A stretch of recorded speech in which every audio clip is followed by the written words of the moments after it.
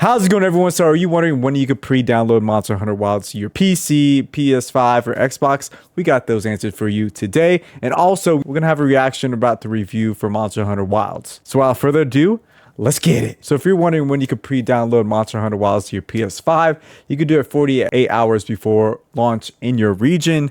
For Xbox Series X and S, PC and Steam, it's February 25th at 9 p.m. PT in all regions. So if that's something that you were wondering, now you have the answers. So I'll definitely be pre-downloading it, I guess, tomorrow. So now that you know what times you could pre-download Monster Hunter Wilds, let's react to a review on Monster Hunter Wilds. This channel is RX Gaming. They know their stuff about Monster Hunter Wilds or Monster Hunter in general. So I think they got the inside scoop and they know what they're talking about. So let's watch this review, early review that they have for the game. Hey guys, it's Paradise, and it's finally happening. Our Monster Hunter Wilds review after sinking in a combined 300 hours of playing. As huge Monster Hunter fans, of course, we were gonna enjoy this game. But it is still a Capcom game, and we cover a lot of Capcom titles on this channel, so we feel it's our responsibility to review it honestly, including both the positives and negatives. I've heard some negatives. We've had an absolute blast with the game, and as such, we think it will get positive reviews across the board. But as massive Monster Hunter fans and part of the community, we wanted to take the extra effort and care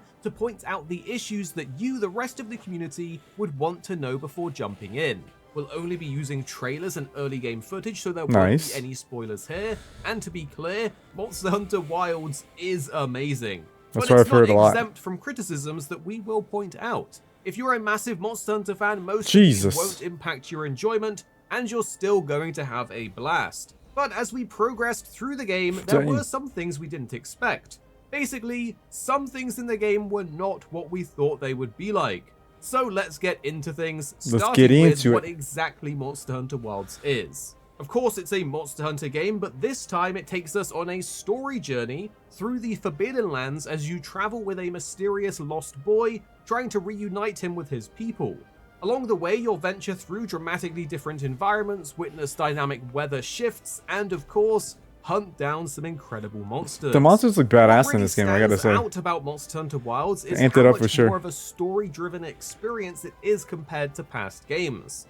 The first several or even more hours in low rank feel very different from what Monster Hunter players might expect, with the game really immersing you in the world before fully opening up. It's a stark contrast to previous games, where you'll get a short setup and then straight into the hunt grind loop. Wild takes its time setting up the world, its cast of characters, and its stakes. But the more hours you sink in, the more it starts to open up into the traditional Monster Hunter experience again. Now, I have to take a moment to just pause and emphasize how phenomenal the actual gameplay and hunting action is in Monster Hunter. I gotta say that this game is gonna be, I believe it's gonna be easier to play, and for people to just have this as their first Monster Hunter game, I think it's going to be easily accessible. People are to be able to jump in and have a blast without having like the clunkiness or having the prior knowledge to be able to play like a Monster Hunter game. Wilds. From the variety of monsters to the variety of weapons, the new additions on those weapons, environmental traps, sorting out your loadouts, making mix sets, killing monsters to get parts, to get stronger weapons, to get stronger parts, to get stronger weapons, and so on. I'm excited about Insect Life.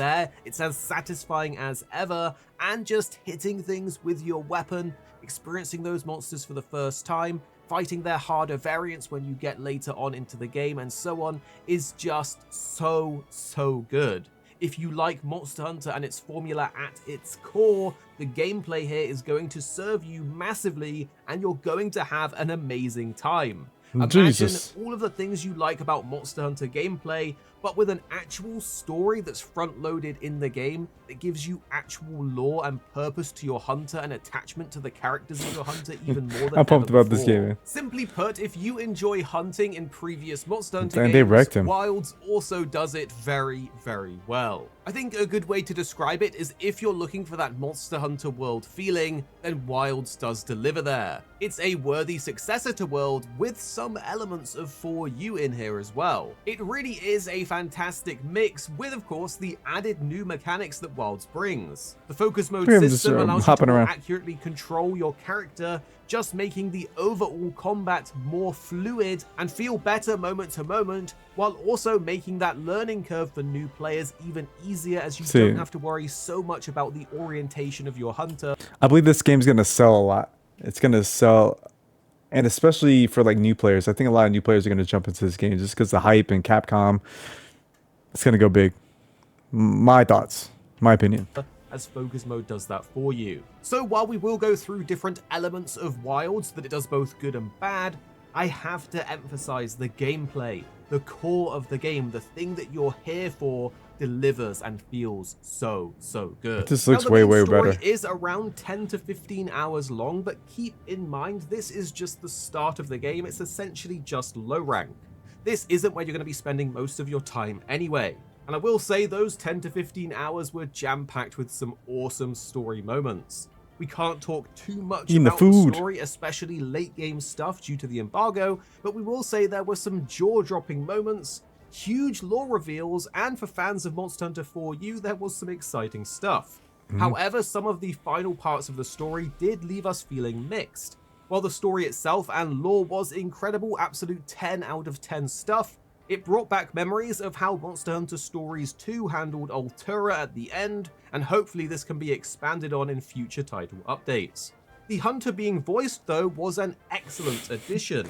It made us feel like our characters were a part of the world and story, and it's hard to imagine ever going back to a silent protagonist after this iteration. You genuinely will grow more attached to your hunter than ever before thanks to this and the story writing, and the music was just fantastic too, especially some of the later fights. As for the monster roster though, the variety was pretty great, but the overall number of monsters is lower than Base World or Rise, which is a little disappointing, but that said, they are incredibly fun fights and the variety again is spot on. It would have just been nice to have a few more. Once the story is complete though, it's good to know that high rank exists, and we... What are you guys' thoughts on less monsters but way different variety of monsters, not like fighting the same monster but like kind of similar? What are you guys' thoughts on that? Let me know. Can't talk about high rank in detail yet, but it's very reminiscent of traditional Monster Hunter high rank experiences with plenty of things to farm. During our review period, there was no DLC, event quests, crossovers, or pre-order bonuses available to try out, so we didn't get to experience how event quests and DLC and microtransactions are going to be handled. We simply do not know. One of the biggest marketing points for Wilds was the idea of a big, seamless world, with fully connected ecosystems that you can travel through without loading screens. And for the most part, that is true.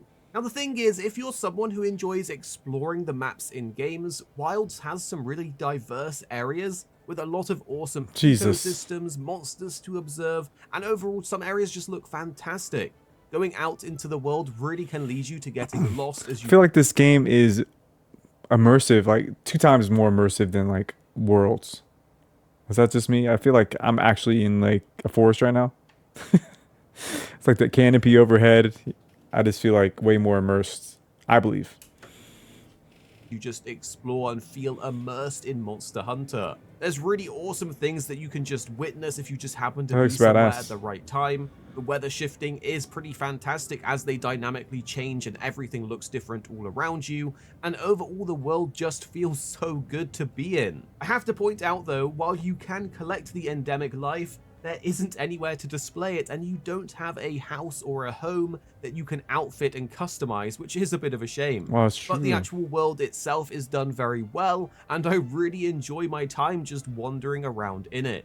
The bigger issue is, though, outside of exploration and gathering, the seamless world doesn't feel as necessary or utilized as you might think.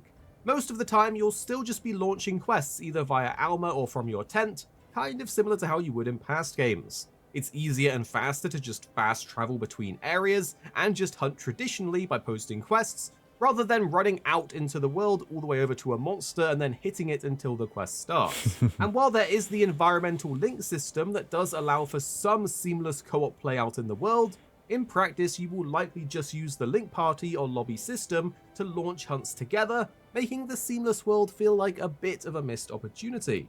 That being said, there is still tons of quality of life sprinkled everywhere in the game, from cooking out in the field to a loadout system that you can even share with your friends, and even a reworked wishlist system that makes keeping track of what you need to farm even easier and more streamlined than ever before. So overall, much of the finicky stuff in the series has simply been improved in many aspects. The art style is fantastic though, and there's plenty of moments where you have to just stop and take in the environment. But here's the thing, the weather system plays a huge role in how the world actually looks and feels. In the Plenty state, areas look incredibly vibrant, they're full of life, color, and movement. It's always like forest areas incredible. Like that. But then when the inclemency state kicks in, everything suddenly becomes dull, washed out, and grey. Now this is obviously an intentional weather system, and it plays a major theme in the game and its story, like Florida and the gameplay. Hurricane season. It does mean that depending on when you're exploring, some places just don't look as good as they could in other weather states. Now let's talk about co-op. Of course, this is where Monster Hunter truly shines, and Wilds is no different.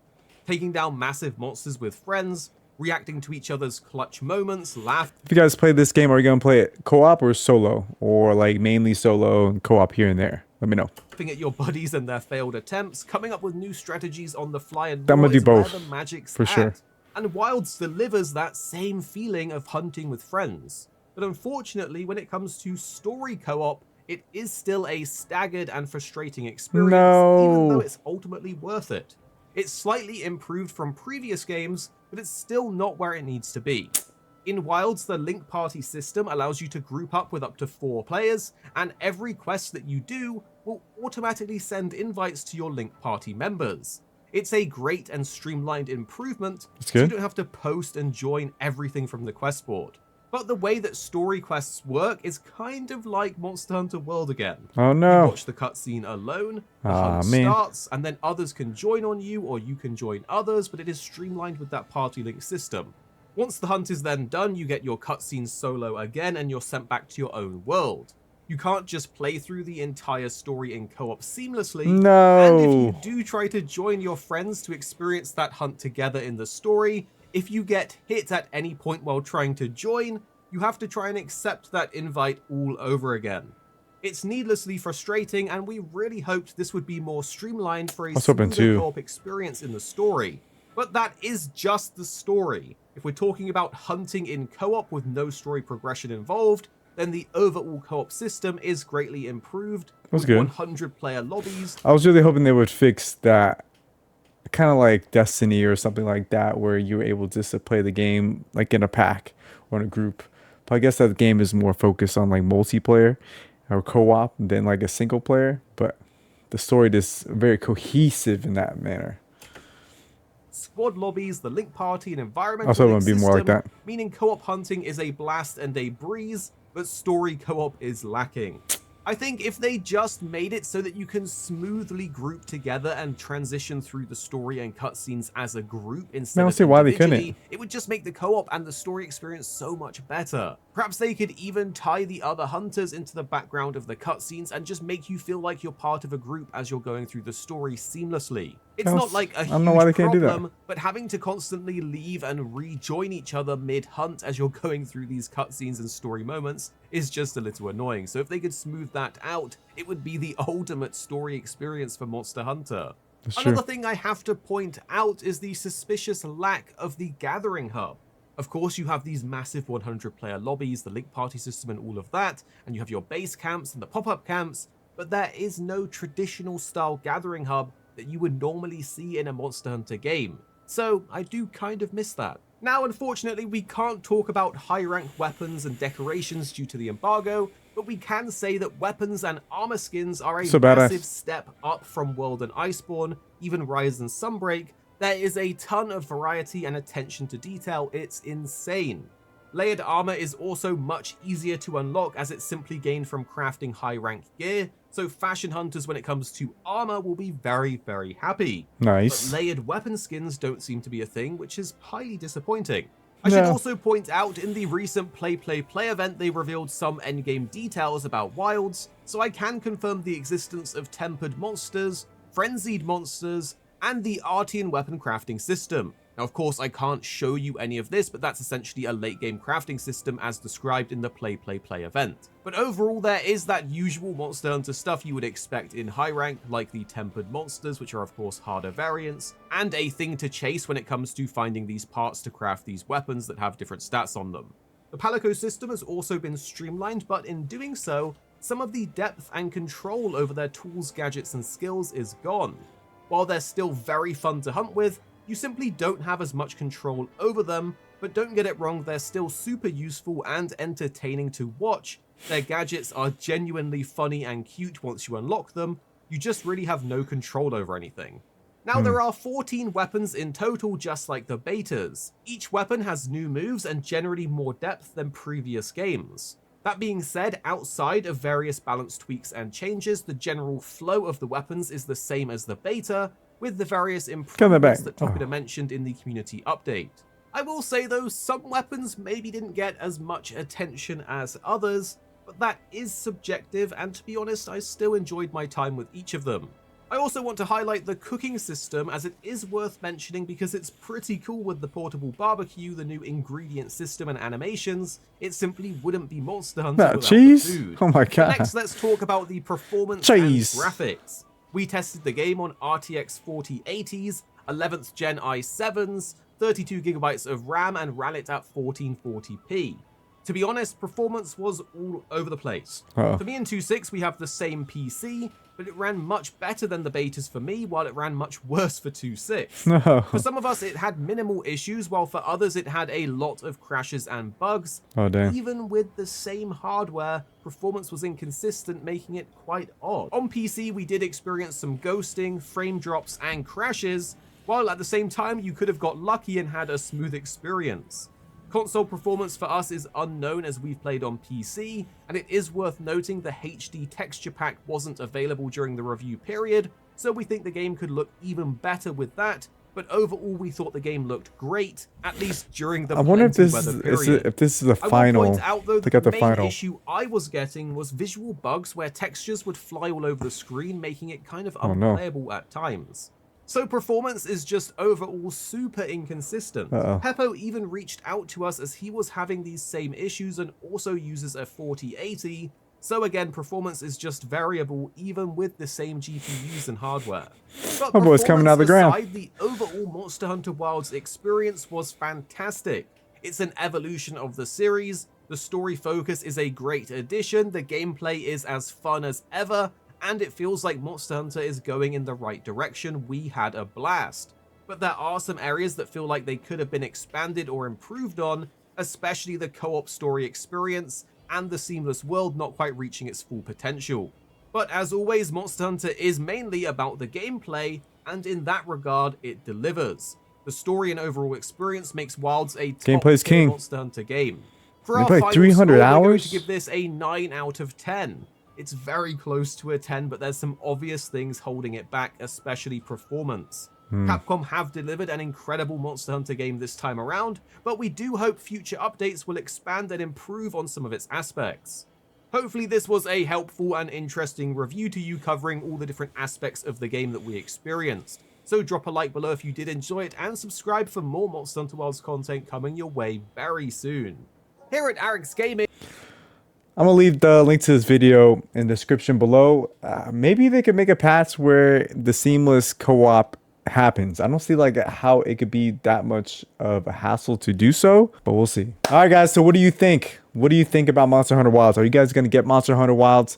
That was some good information in that video. I was really hoping that seamless co-op would be better in that game, but I guess like once you're out of the campaign, it's smooth as butter. We'll see. Let me know if you guys are picking up this game. What weapons are you guys going to use? Leave a like, leave a subscribe if you enjoyed this video. I appreciate you guys. The support has been amazing. I can't say it enough. Thank you all. Stay risen, stay rising. Until next time, peace. Oh yeah.